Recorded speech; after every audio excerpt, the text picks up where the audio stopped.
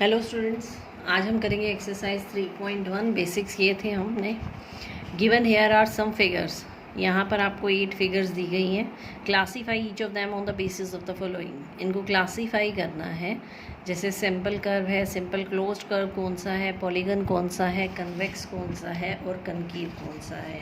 Polygon, convex और concave की definition हम ऑलरेडी पढ़ चुके हैं। सिंपल कर्व की क्या डेफिनेशन है? सिंपल कर्व में क्या होता है? That doesn't intersect itself. Initial and terminal points are same. Initial और टर्मिनल पॉइंट सेम होने चाहिए और वो कहीं पर भी खुद को इंटरसेक्ट नहीं करना चाहिए। सपोज मैंने यहाँ पर विदाउट लिफ्टिंग पेन इस तरह से यहाँ पर ये फिगर बनाई। This is a simple curve नहीं है।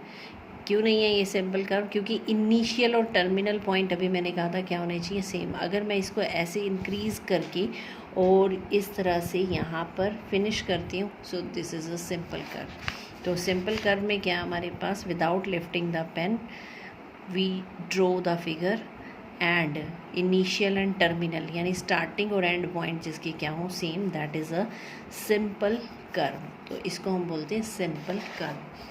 अब फर्स्ट हमारे पास ये फिगर है, इसमें आपको दिया गया सिंपल क्लोज्ड। इसको करते हैं पहले। ये closed curve that is not simple, simple curve that is not closed end not a simple curve. सबसे पहले आ रहा है सिंपल क्लोज्ड कर्व।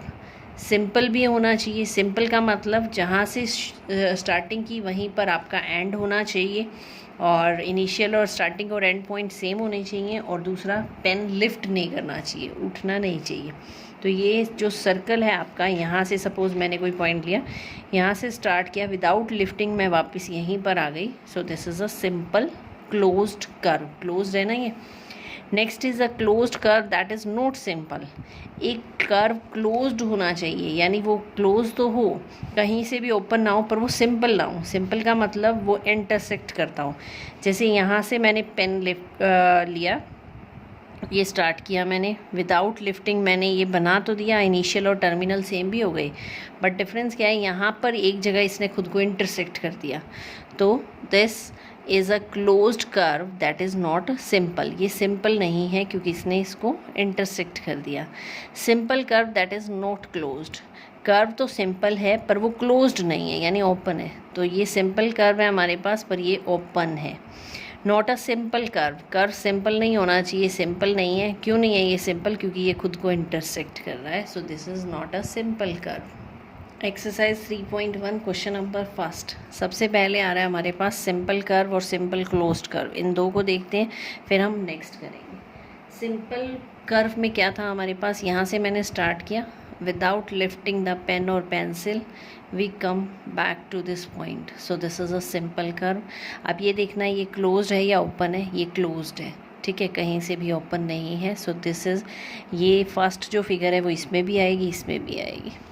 सेकेंड आ रहा है हमारे पास, यहाँ से पेन स्टार्ट किया मैंने without lifting it, we come back here. So this is a simple curve. This is also closed, कहीं से भी open नहीं है. Next, here are we have two concentric circles. So let us start from here. यहाँ से मैंने cross करके वापस यहाँ आई, तो यहाँ तक तो ये सिंपल था, बट जो सेकंड डायग्राम बनाना इसके लिए मुझे पेन लिफ्ट करना पड़ा। इसका मतलब this is not a simple curve. ये सिंपल नहीं है तो सिंपल क्लोज्ड भी नहीं होगा, क्योंकि सिंपल वर्ड इज़ देयर। तो यहाँ पेन लिफ्ट हो गया, ये किसी में नहीं आएगा इन दोनों में। नेक्स्ट हेयर, यहाँ से मैंने स्टार्ट किया, यहाँ पर आई, यहाँ ध्यान से देखो, ये अपने आप को इंटरसेक्ट कर रहा है। दिस कर्व इंटरसेक्ट इटसेल्फ, ये अपने आप को इंटरसेक्ट कर रहा है। सो this is also not a simple curve. ये भी इन दोनों में नहीं आएगा। क्लोज्ड तो है पर सिंपल नहीं है। सिंपल नहीं है तो दोनों में नहीं आएगा। फिफ्थ में क्या है? यहाँ से मैंने स्टार्ट किया, ये यहाँ से आए, वापस यहाँ पर आ गए without lifting. So this is also a simple curve. This is also closed, कहीं से भी ओपन नहीं है। Here also same, simple and simple closed both are there. Next seventh में क्या है हमारे पास? यहाँ से पेन स्टार्ट किया मैंने, ये वापस without lifting I come back to this position. So this is simple curve. This is also closed, कहीं से भी ओपन नहीं है। यहाँ इस फिगर का देखें तो मैं यहाँ से आती हूँ तो यहाँ पर ये एक पॉइंट पर इंटरसेक्ट कर गया, फिर ये यहाँ आया, यहाँ पर आके फिर इसने यहाँ पर इंटरसेक्ट कर दिया, तो इसने दो प्लेस पे खुद को इंटरसेक्ट किया। This is also not a simple और सिंपल क्लोज्ड। तो इन दोनों में क्या आएंगे? फिगर 1, 2, 5, 6, 7। नेक्स्ट आ रहा है हमारे पास पॉलीगन। पॉलीगन में क्या होता है हमारे पास? पॉलीगन की डेफिनेशन देख लेते हैं जो हमने पहले की थी। A simple closed curve made up of only line segment. Simple होना चाहिए, यानी कहीं पर भी इंटरसेक्ट ना करे, क्लोज्ड होना चाहिए, ओपन नहीं होना चाहिए, और made up of only line segment. तो 3 things we have to see: simple, closed and line segments. तो सबसे फर्स्ट है हमारे पास, ये सिंपल था, सिंपल क्लोज था, इन दोनों में आया था ना। अब here are only line segment, कहीं पर भी यहाँ पर राउंड शेप नहीं है, सिंपल लाइन सेगमेंट है, तो this is a polygon. This is also A polygon.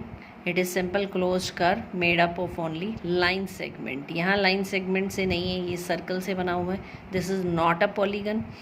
This is also not a polygon because it is not a simple curve, क्योंकि इसने यहाँ पर खुद को इंटरसेक्ट कर दिया, इट इंटरसेक्ट्स इटसेल्फ। तो ये सिंपल ही नहीं है, इसलिए पॉलीगन नहीं होगा। ये भी कर्व शेप में है, राउंड शेप में है, यहाँ पर भी राउंड आ रहा है, यहाँ राउंड आ रहा है, यहाँ राउंड आ रहा है। तो पॉलीगन सिर्फ फर्स्ट और सेकंड है, simple close curve made up of line segments only. अब आता है कन्वेक्स और कनकेव। ये भी हमने डेफिनेशन पढ़ी थी कन्वेक्स और कनकेव की। कन्वेक्स में क्या था हमारे पास? इसमें जो डायगनल हैं वो एक्सटीरियर, कहीं पर भी एक्सटीरियर में नहीं आते, इंटीरियर में आए डायगनल्स तो कन्वेक्स हैं, एक्सटीरियर में चले जाएं तो कनकेव हैं। तो पॉलीगन थे हमारा फर्स्ट और सेकंड। अब इन दोनों में ही देखना कन्वेक्स कौन सा और कनकेव कौन सा है। अब फर्स्ट फिगर में मैं अगर इन दो पॉइंट्स को ज्वाइन करती हूँ तो ये एक्सटीरियर में जाता है, एक्सटीरियर में जाता है, तो ये क्या बनेगा हमारे पास? Concave polygon. यहाँ सेकंड वाले में मैं अगर अपोजिट को ज्वाइन करती हूँ तो ये इंटीरियर में आ रहे हैं, कोई भी एक्सटीरियर में नहीं आ रहा, सो दिस इज़ अ कन्वेक्स। तो हमारे पास क्या आया? सबसे पहला सिंपल कर्व। सिंपल कर्व में क्या आया था? 1, 2, 5, 6, 7। Simple closed curve same 1, 2, 5, 6, 7। Polygon, polygon made up of only line segments, that is first and second. Convex and concave कौन से इनमें से? तो ये एक्सटीरियर में जा रहा है तो ये कनकेव हो जाएगा, ये इंटीरियर में जा रहे हैं तो कन्वेक्स हो जाएंगे। सेकंड क्वेश्चन आ रहा है, how many diagonals does each of the following have? कितने डायगनल्स होंगे? कन्वेक्स में कितने होंगे, रेगुलर में कितने होंगे, ट्रायंगल में कितने होंगे? तो सबसे पहले आता है कन्वेक्स क्वाड्रिलेटरल। कन्वेक्स क्वाड्रिलेटरल में कितने डायगनल्स होते हैं? 2। कन्वेक्स का मतलब जैसे आपने ले लिया एग्जाम्पल स्क्वायर का या रेक्टेंगल का, इसमें जब हम ज्वाइन करते हैं तो कितने डायगनल्स आते हैं? There are 2 diagonals. Regular hexagon, जब हम हेक्सागन बनाते हैं तो हेक्सागन में जब हम अपोजिट को या फर्स्ट को छोड़कर, कंसेक्यूटिव को छोड़कर नॉन कंसेक्यूटिव को ज्वाइन करते हैं तो कितने आते हैं? 9।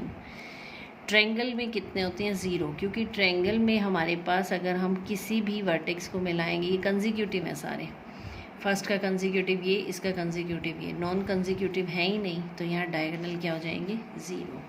तो कन्वेक्स में 2, रेगुलर में 9, ट्रायंगल में 0। अब number of diagonal with example करेंगे। सबसे पहला एग्जांपल लिया मैंने कन्वेक्स क्वाड्रिलेटरल। अब इसके ज्वाइन करते हैं हम नॉन कंसेक्यूटिव वर्टिसेस, तो कितने डायगोनल हो गए? 2, 1 एंड 2। अब इसमें ज्वाइन करेंगे, ध्यान से देखना, हेक्सागन है, 1, 2, 3, 4, 5, 6 साइड है, तो कंसेक्यूटिव को ज्वाइन नहीं करना, यानी ए बी और ए एफ ज्वाइन नहीं होंगे। तो ये आ गया फर्स्ट डायगोनल, ये नंबर 2, ये नंबर 3, 3 तो ये हो गए।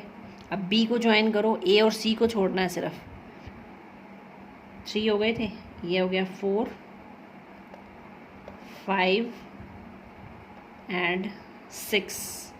अब सी पे आ जाओ, 6 हो चुके हैं, सी पे आ गए। बी और डी को ज्वाइन नहीं करना, सी ई, सी एफ, ठीक है, 2, 7, 8। अब डी पे आ जाओ, डी में सी और ई को छोड़ दो, डी एफ को ज्वाइन करें तो 1 और आ जाएगा, 6, 2, 8, 1, 9।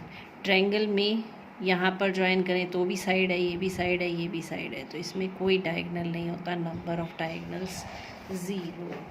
Question number 3rd. What is the sum of measures of the angles of a convex quadrilateral? Will this property hold if quadrilateral is not convex? Convex में एंगल्स का सम कितना होता है और ये कन्वेक्स नहीं होगी क्या, तब भी यही प्रॉपर्टी लगेगी. Sum of angles of a convex quadrilateral is 360.